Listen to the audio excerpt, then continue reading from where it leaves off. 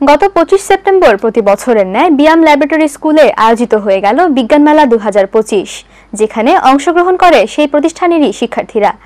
প্রতিষ্ঠানটির কর্তৃপক্ষ জানান, শিশু কিশোরদের প্রতিভা বিকশিত করতেই প্রতি বছর এই আয়োজন।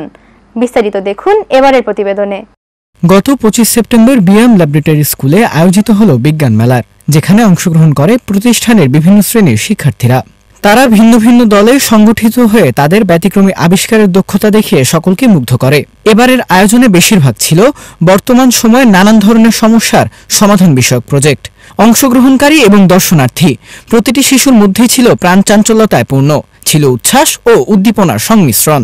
আমাদের প্রজেক্ট হচ্ছে smart fire fighting robot for safety and prevention. যেটা হয়েছে কি ফিউ ডেজ এগো একটা প্লেন মাইলস্টোন স্কুলে ক্র্যাশ করেছে।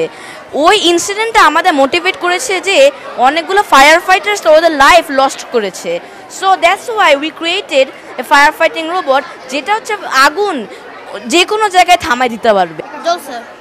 ওকে, এখন আমরা ক্যান্ডেলটা এই বেসিনে রাখবো জানি পানি ছড়িয়ে যায় না। ফাদার কন্ট্রোল কর। এই যে এখন দেখছেন এই ফায়ার সেন্সরটা যদি পানি যায় তাহলে এখানে আগুন গেলে পানি বের হবে। The name of our project is Safe City. We combine 3 systems in one project. The 3 systems are fire alarm, manhole overflow detector and earthquake alarm. The earthquake alarm works with vibration sensor. The manhole overflow detector works when the water level rises too high. The fire alarm works with IR sensor. This project shows how technology can save lives. A smoke sensor for a fire, a water level sensor for manholes and the vibration. We made a small factory model. From the factory, the smoke comes out and then it goes into the carbon filter, a pollution catcher, and then purifies it. And it straightly goes into the water tank and then it is purified. Smart glasses for blind people আমাদের প্রজেক্টের নাম। If a blind person wears the smart glasses, it will detect walls and obstacles. Then it will send a sound through the buzzer. Smart glasses can be made under the budget of 500 টাকা।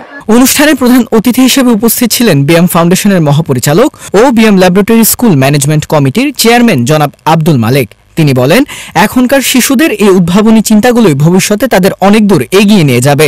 যারা ছাত্রছাত্রী primary লেভেলে যারা পড়াশোনা করে তাদের অত্যন্ত ছোটবেলা থেকে বিজ্ঞান মনস্ক করে গড়ে তোলা, বিভিন্ন জিনিস তারা যাতে উদ্ভাবন করতে পারে সেই শক্তির বিকাশ ঘটানো, সেই লক্ষ্যে মূলত এটি করা।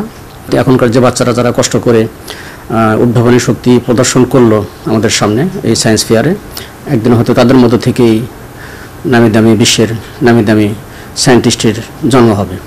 আমরা আশা করি যে এই মেলাটি সফল হবে এবং এই মেলা থেকে যে বিষয়গুলো প্রদর্শন করা হচ্ছে এটি সম্মানিত দর্শক যারা তারাও দেখার সুযোগ পাবেন, গার্ডিয়ানরা দেখার সুযোগ পাবেন এবং এর মধ্যে দিয়ে এটি আরো ছড়িয়ে যাবে। স্কুলের অধ্যক্ষ শাহানা হক জানান, এই আয়োজনের মধ্য দিয়ে শিশুদের বিজ্ঞান ও প্রযুক্তির সঙ্গে যোগাযোগ তৈরি করে দেওয়া হয়। এখনকার যুগ প্রযুক্তির যুগ, প্রযুক্তি ছাড়া আমরা কেউ কল্পনা করতে পারি না একটা দিনও।